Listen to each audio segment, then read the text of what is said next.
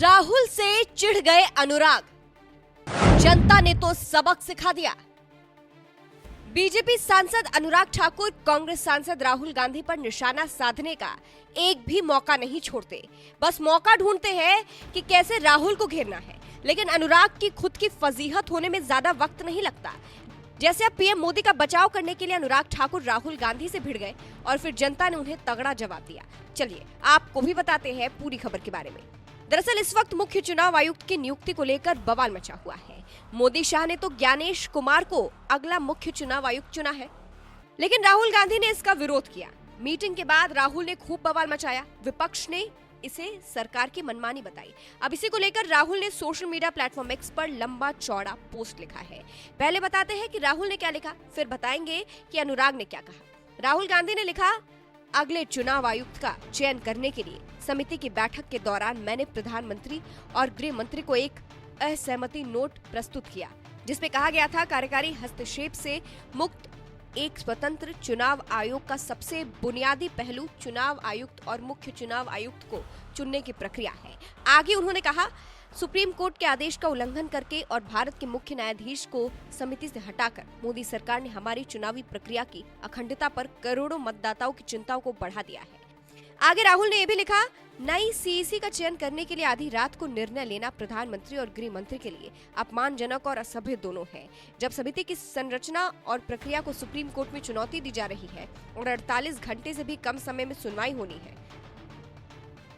अब इसी का जवाब अनुराग ठाकुर ने दिया है। राहुल की बात का जवाब देते हुए अनुराग ठाकुर ने सोशल मीडिया प्लेटफॉर्म एक्स पर लिखा, आजाद भारत में एक बार आधी रात को इंदिरा गांधी ने फैसला लेकर आपातकाल लगा दिया था। उन्होंने संविधान का किडनैप कर लोकतंत्र को बंधक बना दिया।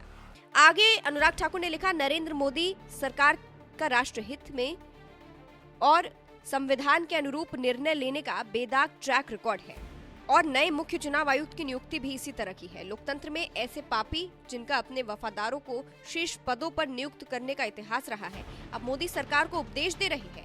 संविधान का अनादर और आधी रात को साजिशें कांग्रेस की संस्कृति है।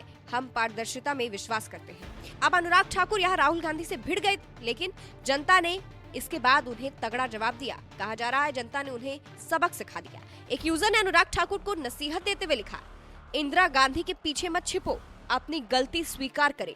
दूसरे यूजर ने लिखा, बताओ ये मंत्री है, इनको इतना भी नहीं पता कि श्रीमती इंदिरा गांधी जी ने इमरजेंसी संविधान के प्रावधान के तहत ही लगाई थी। वैसे बीजेपी की निर्माता कंपनी आरएसएस के तत्कालीन सरगना ने इमरजेंसी का समर्थन किया था, माफी भी मांगी थी। एक और यूजर ने तंज कसते हुए लिखा, मणिपुर में भी इमरजेंसी ही लगी हुई है। एक और यूजर ने लिखा, अतीत में वापस मत जाओ, सवाल का जवाब दो, लिया गया फैसला सही है या गलत। एक और यूजर ने लिखा, आप अपनी असफलताओं और धोखाधड़ी को बार बार इतिहास के नीचे नहीं छिपा सकते। फिलहाल आपको बता दें, मुख्य चुनाव आयुक्त की नियुक्ति के लिए जो पैनल होता है उसमें पहले भारत के चीफ जस्टिस भी होते थे, लेकिन हाल ही में इसमें संशोधन कर दिया गया, जिसके बाद मुख्य चुनाव आयुक्त की नियुक्ति के संशोधन को लेकर विपक्ष ने सुप्रीम कोर्ट का द्वार खटखटाया था और मामला अब तक सुप्रीम कोर्ट में लंबित है। ऐसे में राहुल गांधी इसी फैसले का इंतजार करने के लिए कह रहे हैं, लेकिन उससे पहले ही मुख्य चुनाव आयुक्त मोदी शाह ने चुन लिया है। इसी को लेकर बवाल मचा हुआ है, क्योंकि कांग्रेस का और विपक्ष का ये आरोप है कि मुख्य चुनाव आयुक्त की नियुक्ति के लिए जो पैनल होता है उसमें सीजेआई यानी चीफ जस्टिस को भी होना चाहिए, ताकि फैसला अच्छे से आ सके, ना कि सिर्फ 2 लोग फैसला ले सके, जिस तरह से अभी सामने आया है। मोदी शाह ने फैसला लिया और राहुल गांधी इसके खिलाफ थे। फिलहाल अंत में आपको सुनाते हैं कि विपक्ष और क्या कुछ कह रहा है। इस खबर पर आपकी क्या राय है, कमेंट करके जरूर बताइएगा। सुप्रीम कोर्ट का एक फैसला आया और उस फैसले के अकॉर्डिंग इस देश के मुख्य चुनाव आयुक्त की नियुक्ति जिस पैनल को करनी है उसमें प्रधानमंत्री, नेता प्रतिपक्ष और चीफ जस्टिस ऑफ इंडिया को रहना था। सरकार ने, मोदी सरकार ने कानून लाकर चीफ जस्टिस ऑफ इंडिया को बाहर किया और मोदी जी के पसंदीदा मंत्री, प्रधानमंत्री के पसंदीदा मंत्री उसमें रहेंगे, प्रधानमंत्री खुद रहेंगे और नेता प्रतिपक्ष रहेंगे। इसके खिलाफ सुप्रीम कोर्ट में एक याचिका दायर हुई। सुप्रीम कोर्ट उस याचिका पर 19 तारीख को सुनवाई करने वाला था, लेकिन आनन फानन में सरकार ने समिति की बैठक बुलाई इस फैसले को करने के लिए।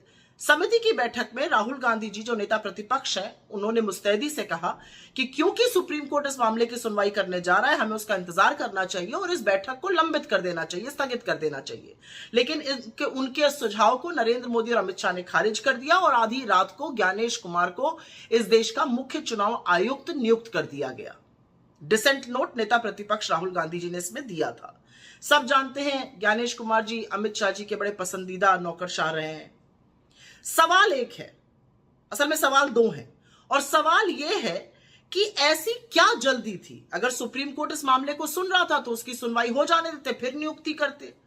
ऐसी क्या दिक्कत थी चीफ जस्टिस ऑफ इंडिया के रहते हुए कि उनको निकालकर मंत्री को एक डाला गया, जिससे कि फैसला 2:1 रहे, जो सरकार चाहेगी उसी की नियुक्ति होगी। और तीसरी सबसे बड़ी बात यह है कि chief justice of India CBI director की नियुक्ति वाले पैनल में रहेगा, लेकिन चीफ इलेक्शन कमीशन या इलेक्शन कमीशन के पैनल में नहीं रहेगा। यह कहां का न्याय है? जिस इलेक्शन कमीशन पर, जिस चुनाव आयोग पर, जिस मुख्य चुनाव आयुक्त पर इस देश में निष्पक्ष चुनाव कराने की जिम्मेदारी है, उसमें नहीं रहेंगे। क्यों नहीं रहेंगे भाई? इससे क्या आपको कुछ अटपटा सा, अजीब सा नहीं लगता है? मुझे तो लगता है।